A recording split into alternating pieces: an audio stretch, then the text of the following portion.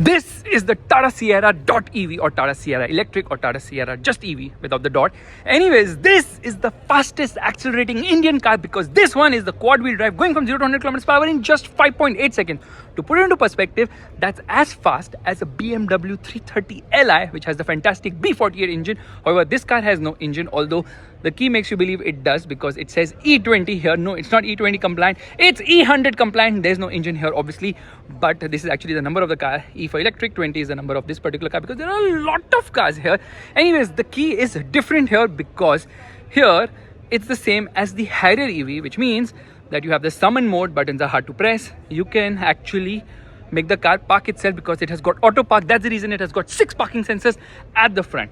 There are 2 battery packs, 63 kilowatt hour, which produces 238 PS of power at the rear because rear motor, rear wheel drive. Meanwhile, with a 75 kilowatt hour battery, you have the option of all-wheel drive as well, which means by default in rear-wheel drive, it has a 209 horsepower rear motor. With all-wheel drive, it adds a 140 horsepower or PS motor at the front, resulting in almost 350 horsepower and 504 Newton meters of torque. Wait a minute, what am I saying? Yes, I'm saying it right actually, that the smaller battery pack has more power on the rear motor, 238 PS, compared to the bigger battery pack, which has a 209 PS output on the rear motor because the battery obviously takes a lot more space with the bigger battery pack. And it's not the same as the Harrier because the Harrier has cylindrical cells, this has prismatic cells, but this car is identical to the regular Sierra in almost every way. Some subtle changes, like it does not get the black effect here below the DRL, does not get the Sierra badging here. Other than that, almost everything else is the same. Yes, the bumper has been revised, there's a camera here, but this finishing could be better because I can see a wire here. Oh, the yellow color car looks really nice and cool as well. Straight away, let's open the front because electric now, so obviously usable front. Very heavy engine bay. There's insulation there, there's storage space here. In the quad wheel drive, the storage space happens to be just 35 liters. Meanwhile, in the rear wheel drive, you have a bigger storage space because no front motor obviously. And that means 55 liters of storage space. That is the 3.3 kilowatt charger which comes with the car.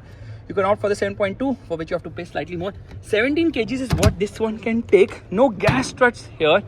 Yeah, that's kind of weird. And this color actually looks quite nice. I am very impressed by this color now because this is an EV. The Tata logo is finished in white, but Tata Motors needs to change its logo ASAP. Main lights, fog lamps, and here you can see dynamic swipe indicators as well.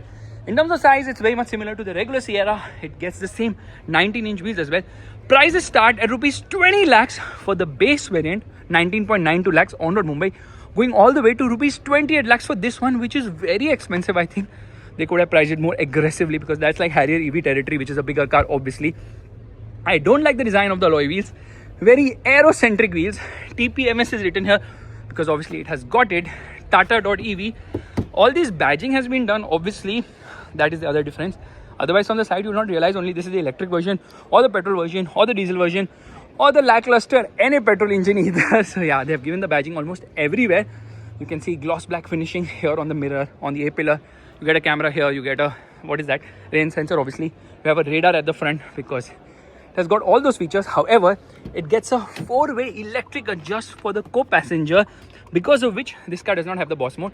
Lower variants, which actually do not have electric adjust, have the boss mode. That's kind of weird, but the good thing is that you have got these speakers. I think they are optional, part of accessories. So is this Xbox controller because you can actually play games here. That's kind of cool. Come on, chalo ja.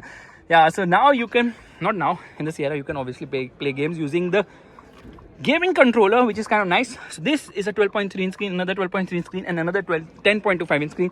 But the screens are the same as before, but they get a few updates. Now with Apple CarPlay, Dolby Atmos also works, which is fantastic. This is such a nice feature to have. Space at the rear is as good as ever, but I miss the boss mode in the higher variant. Good amount of legroom, good amount of knee room, good amount of foot room. Under thigh support is decent, not the best. Headroom seems to be adequate enough. Yeah, this is actually a nice place to be in. 65 watt fast charger, which is nice. Another USB charging socket, storage space here. Scooped out. The seat is a bit upright. Meanwhile, here you get twin cup holders. Center passenger gets a head.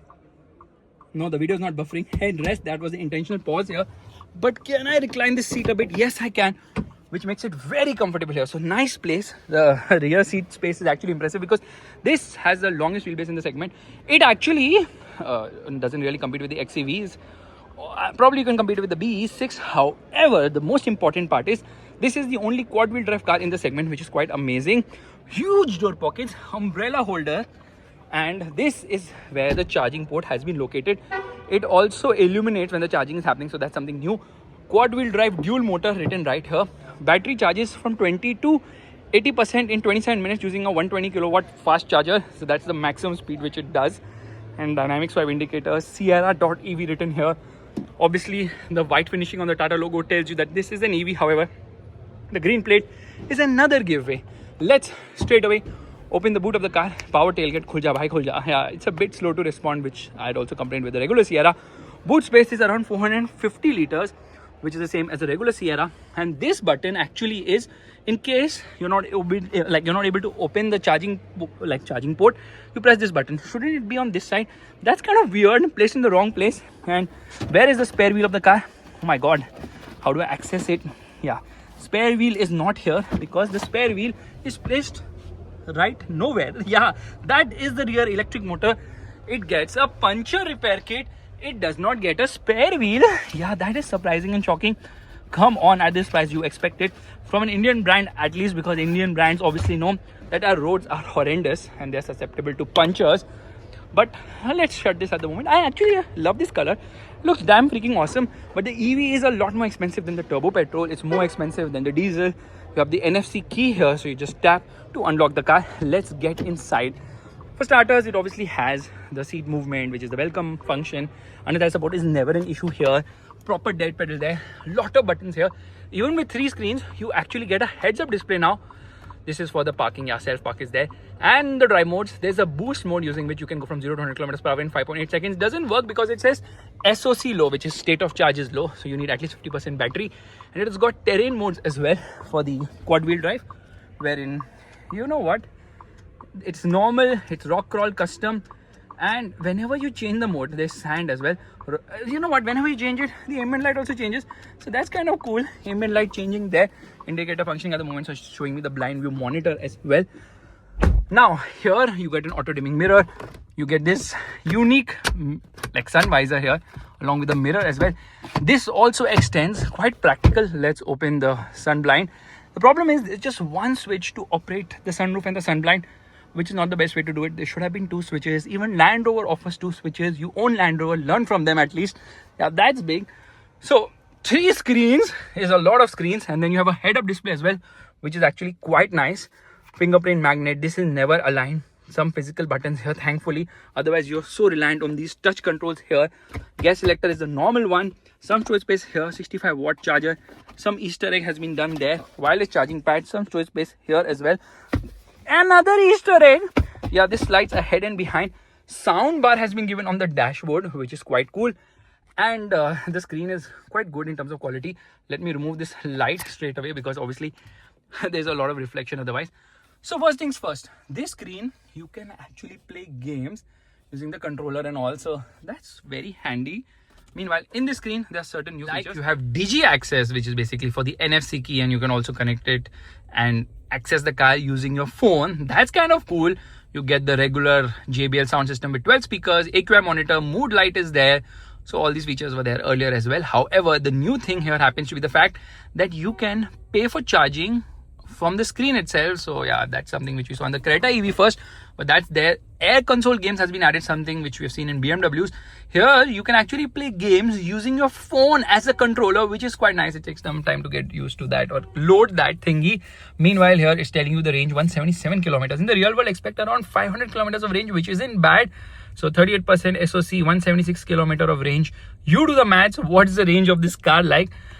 Very nice cluster actually, because the quality and all is good, but I just wish that it had a little bit more analog elements, so you can connect your phone here. That is so damn freaking cool. My goodness, cars are becoming proper gadgets. You know why all this is there? How do I come back from this menu? There should be a button here. Anyways, this is the button to open the charging plug. Where's the button? This is the button. It will not open only right now because the car is on now, so it will not open. Yeah, and now I can come out of the screen.